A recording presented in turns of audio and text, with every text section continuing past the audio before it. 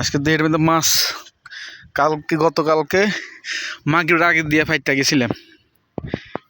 এই যে এই মাছ কতগুলা, আর সেটা হচ্ছে আমাদের এক দিঘি, বিশাল বড় একটা দিঘি।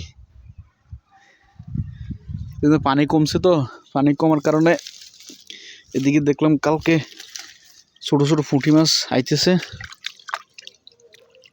তো এখন দেখি পাওয়া যায় কিনা। সে দর্শই